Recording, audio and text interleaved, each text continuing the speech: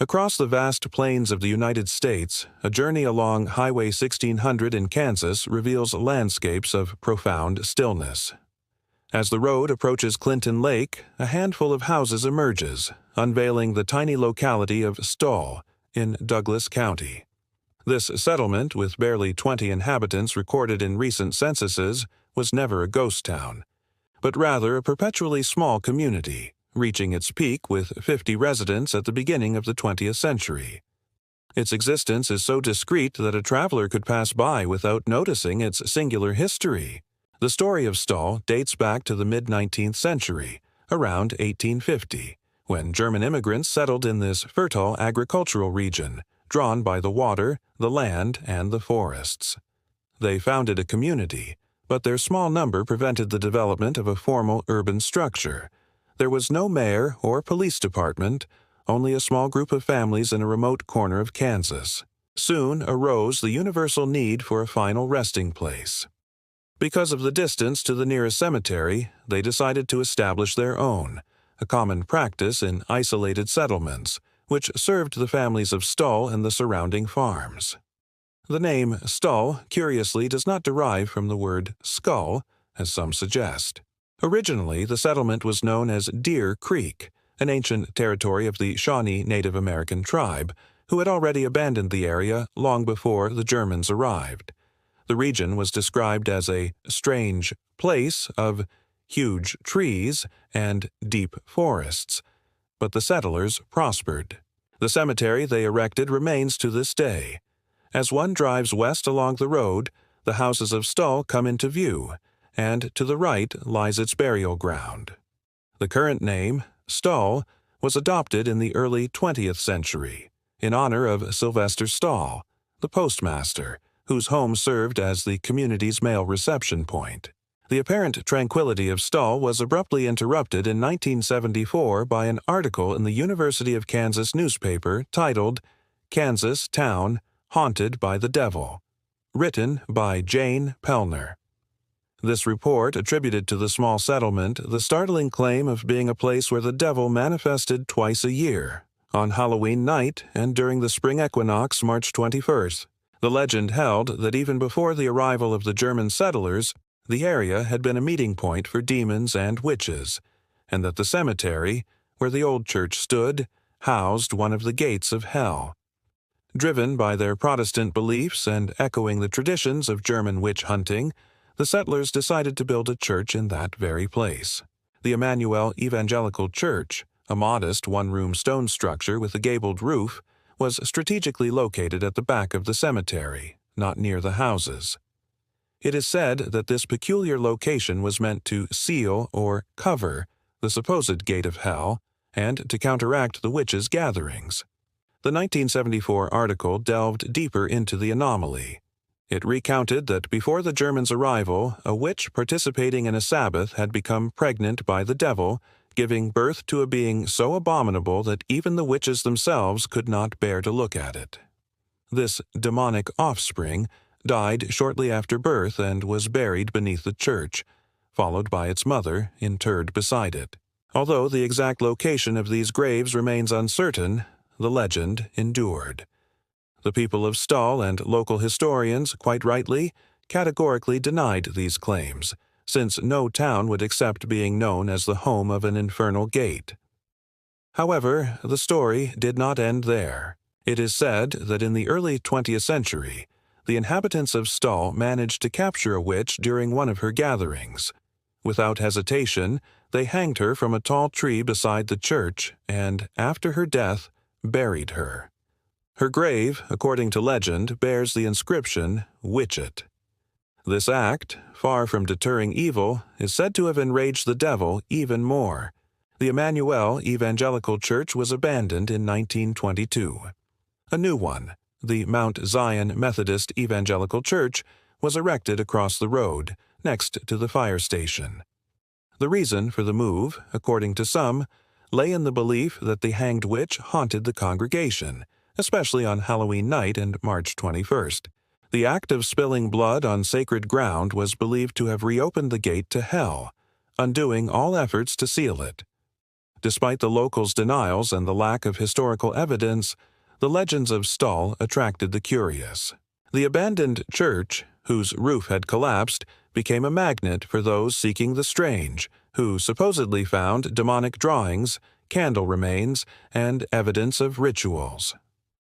After the publication of the article, police had to intervene on Halloween to disperse the crowds of onlookers searching for the devil. In the 1980s, the situation escalated with the arrival of mediums, Satanists, and sorcerers. Curiously, shortly before midnight on October 31st, a mysterious lawyer appeared with documents declaring the cemetery and church private property, forcing the dispersal of the crowd. This pattern repeated, and a gate was installed. Years later, witnesses claimed to see strange activity. During a storm, lightning struck down the witch's tree, and the following year another bolt hit the church, toppling a wall.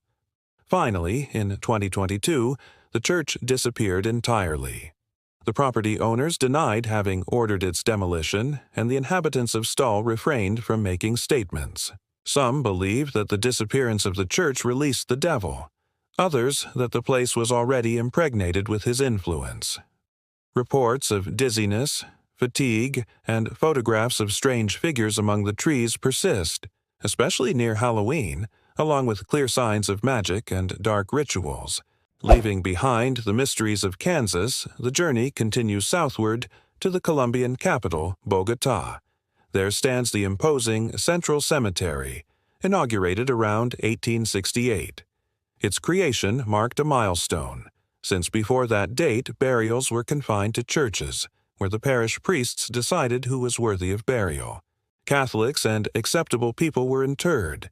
Those accused of homosexuality, prostitutes, Jews, Protestants, or those who had taken their own lives were relegated to common graves or garbage dumps outside the sacred limits. By mandate of Simón Bolívar, public cemeteries were opened for everyone, and the Central Cemetery, located between El Dorado Avenue and 24th Street, was part of that effort. However, it was not inclusive from the beginning. Originally, it was divided, an elegant section with mausoleums for distinguished figures from politics, the arts, and business. Another, the Pantheon of the Poor, where people lay in the ground, with modest crosses or headstones. The darkest area was Sector C, the corner of the nameless, of the common graves and the undesirable. There, hundreds of bodies from the Bogotazo of 1948 were thrown. For years, Sector C was a dumping ground for rubble, garbage, and even corpses of people so poor that they could not afford a basic burial, or victims of violence. It was also the final destination of unwanted babies, born or aborted, a truly macabre place. Amid this history, the Central Cemetery holds countless extraordinary stories. The tomb of the businessman Siegfried, founder of the Bavaria Brewery, who died in the early or mid-20th century, is one example. His grave, adorned with a striking golden sculpture of a half-naked man, is a pilgrimage site for those seeking work. People whisper their petitions into his ear, and when their wishes are fulfilled, they offer him gifts such as flowers or notes of gratitude. Also found there is the sculpture of the Little Sisters, or the Bottmer twins. Two girls, Elvira and Victoria, who died in 1903, one day apart. One version claims they died in a fire, another from illness. The family suffered multiple tragedies, as two other sisters, Benita and Matilda, also died young. Mothers and pregnant women visit this tomb to ask for health, leaving candies, toys, and keepsakes in gratitude, believing that since the girls are saints, they are closer to God. Another unique tomb belongs to Julio Garavito, a Colombian genius who died in 1920 at the age of 55 from a lung disease.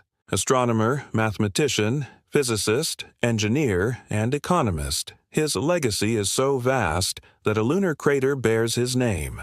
His tomb, a noticeable blue color with 4 pillars, is surprisingly visited by prostitutes, transvestites, and hitmen. They come on Mondays, following a specific ritual. They deposit an offering, knock on the 4 pillars, rub a 20,000 peso bill, which bears his face, on each column, make their petition, and pray. When their wishes come true, they return with new thanks or charitable donations, showing an unusual faith in this intellectual figure for such worldly and forbidden matters. The Central Cemetery is not only a repository of stories and petitions, it has also been a national monument since 1984.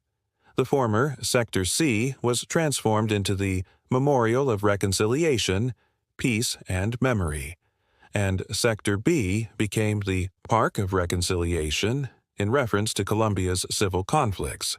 Thousands of bodies were exhumed and relocated, revealing even hundreds of children buried there. Only Sector A, the original area, remains active. In addition to the singular petitions, the cemetery is riddled with paranormal phenomena. Voices, strange sensations in the area of the Bogotazo, and the persistence of acts of witchcraft are common. People scatter viscera, animal remains, photographs, or voodoo dolls. Young people strike headstones, spread ashes, and smoke cigars in rituals meant to summon the dead. Darkness intertwines with faith. There are even more disturbing areas. An old basement with crypts and a spiral staircase, known as a center of witchcraft, was padlocked after a desperate man, ruined in his business ventures, ended his life by hanging himself there. Despite the closure, phenomena continue to be reported. Apparitions such as that of a raped and murdered girl, and the Baron of the cemetery, a tall, monk-like figure who seems to oversee the dark acts, are frequent testimonies. Guards avoid certain areas at night due to fear of these presences. In 2007, a video recorded during a paranormal tour captured the image of a child in Pavilion 50, an area known for violent deaths and suicides. There is also talk of the apparition of a woman in white, La Llorona, wandering in search of her lost children, and other appearances of handless figures, confirming that the Central Cemetery is a deeply haunted site. Outside the cemetery, on San Francisco de Borja Street, a wall is covered with countless offerings and plaques dedicated to Romualdito, an Italian immigrant murdered in 1933. His grave, number 727 in the cemetery, is also covered in tokens of gratitude. People attribute to him favors of health, love, healing, employment, and the recovery of lost objects, turning him into a popular saint, venerated both on the street and at his final resting place. The journey through the enigmas of death leads us to Santiago de Chile, its capital, and to the vast General Cemetery. Inaugurated in 1821, this giant of more than 80 hectares houses millions of bodies and over 2 centuries of history filled with striking tales. Initially, as a Catholic cemetery, it imposed severe restrictions. Those who did not profess the Catholic faith, German, English, or Jewish immigrants, were buried in dumps far from the holy ground. People accused of homosexuality or infidelity were deprived of any dignified burial, although over time burial was permitted for everyone. The dissenters were confined to a separate courtyard until ecclesiastical control weakened. One of the darkest areas is Patio 29, the common grave of the indigent and the unclaimed. This place became a symbol of death during the military coup of 1973. Thousands of victims of political repression, kidnapped and murdered by the military forces, were thrown there. It is estimated that at least 2,000 people, who were neither criminals nor combatants, met their end in this courtyard, making it a site of profound sorrow and historical memory. Next to it lie the graves of historical figures such as President Salvador Allende and singer Victor Jara, who was tortured and killed, their modest tombs contrasting with the immense pain they represent. As in other cemeteries, Santiago's is also a center of unique petitions. Near the entrance, the tomb of La Carmencita, Margarita del Carmen Cañas, is covered with hundreds of plaques of gratitude, despite its humble location between 2 large mausoleums. Her story is that of a young woman who arrived in Santiago in 1933 and ended up in prostitution. A wealthy notary fell in love with her, abandoning his family, but Carmen died in 1949 from an illness. Popular legend, however, transformed her into a saint, beginning with an invention by a man who, to raise money, presented her as a dead child. Today, people ask her for favors of love, leaving red underwear, money, health, and punishment for unfaithful lovers. The guards must frequently clean up the offerings, and it is said that when someone fails to fulfill a promise, small, unexplained fires occur. Another highly visited tomb is that of the dead bride, known as Orlita or Romualda. Legend says that this 17-year-old girl died on her wedding day, either by tripping at the altar and suffering a fatal blow, or dying of sorrow after being abandoned by her fiancé. In reality, she died of peritonitis. The belief spread that her mother had embalmed the body and displayed it in a glass urn, combing her hair daily, though this never happened. Despite the discrepancy, her tomb is filled with votive offerings from people asking for help with studies, health, and finding love, a clear example of the Mandela effect in popular memory. The General Cemetery also harbors darkness, such as the cursed tomb of Federico Varela, a wealthy politician and businessman who died in 1908. His impressive Romanesque-style mausoleum is believed to be the result of a pact with the devil. The tomb has been the scene of dark ceremonies, with remains of pentagrams, black candles, and dead animals. It is said that the headstone moved, revealing the coffin, as if the soul were trying to escape from hell. The owl symbols on the mausoleum door reinforce its association with witchcraft. No one asks for favors there, and people avoid approaching it. Pavilion 50, another forsaken area, is the stage of deaths and suicides, as if a shinigami inhabited the place. The legend of Gabriel Lira, who hanged himself there after his wife's suicide, marks the site with dense energy, where living people have entered and not come out alive. These three cemeteries, Stull, the Central Cemetery of Bogotá, and the General Cemetery of Santiago, separated by thousands of kilometers and cultures, share a disturbing phenomenon. They are epicenters of faith, superstition, and, alarmingly, witchcraft. From innocent petitions to popular saints to dark and macabre rituals, these places of final rest become stages for complex human manifestations. Witchcraft is the common thread, a recurring phenomenon frequently observed even in cemeteries of Mexico. Caution is advised when visiting these sacred spaces. Do not touch foreign or striking objects, and keep children close to avoid any contact with the unknown or the profane.